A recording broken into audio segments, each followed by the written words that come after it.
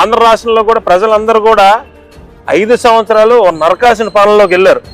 ప్రజలు ఎవరు కూడా జగన్మోహన్ రెడ్డి పేరు చెప్తుంటే కూడా ఇది భయపడే పరిస్థితి రోజు. అతను ఇచ్చిన పథకాలనే మీరు కంటిన్యూ చేస్తున్నారు అని చెప్తా ఉన్నారు. అతను ఇచ్చిన పథకాలు మేము కంటిన్యూ చేసేదంటే మేము సూపర్ 6 మేము ఆల్రెడీ ఎలక్షన్ మేనిఫెస్టోలో పెట్టుకుని మేము వెళ్ళాం ప్రజల్లోకి. ప్రజలు మాకు 164 మ్యాండేట్ ఇచ్చారు. ఈ రోజు అతను పథకాలు పెట్టుకొని మేము అతనిలాగా నవరత్నాలు బుర్డీ రత్నాలు పెట్టుకొని మేము వెళ్ళాం ప్రజల్లోకి. మేము చేయగల సూపర్ 6 అన్నాం.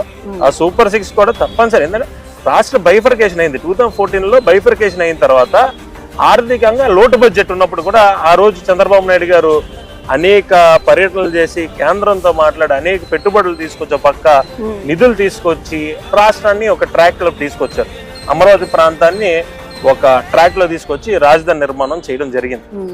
జగన్మోహన్ రెడ్డి వచ్చిన తర్వాత పూర్తిగా అమరావతి మీద ఒక కక్ష సాధింపు చేసి అమరావతి రైతుల్ని దుర్మార్గంగా అత్యంత దారుణంగా వాళ్ళని హింసించి వేధించి కొట్టి అనేక విధాలు వేధించాడు.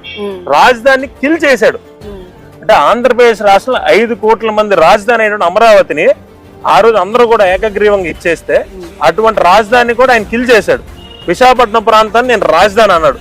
విశాఖపట్నం ప్రాంతంలో ప్రజలందరూ కూడా మాకు రాజధాని వద్దు, మాకు ఈ పంచెల బ్యాచ్ వద్దు. ఎందుకంటే మా ఉత్తరాంధ్ర ప్రాంతం అందరూ కూడా సౌమ్యులు. ఎందుకంటే ఎప్పుడు కూడా మాకు ఈ దాచుకునే స్కీమ్ తెలియదు. అందరూ కూడా సౌమ్యంగా ఉండే వ్యక్తులు అందరూ కూడా.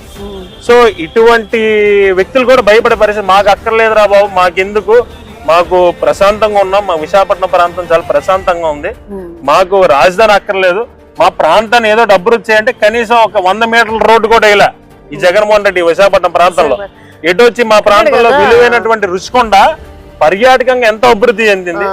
చాలా మీకు రుషికొండ ప్రాంతంలో ఏపీ టూరిజం గెస్ట్ హౌస్ ఉంటుంది మేడం.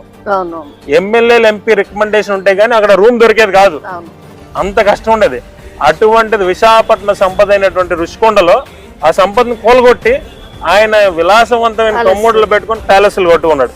ఇరవై ప్యాలెస్లు ఏం చేసుకోవాలి కూడా మాకు అర్థం కాని పరిస్థితి. గౌరవ ముఖ్యమంత్రి గారు మేము లాస్ట్ టైం పర్యటించినప్పుడు దాన్ని ఏం చేయాలి కూడా ఇది అర్థం కాని పరిస్థితి.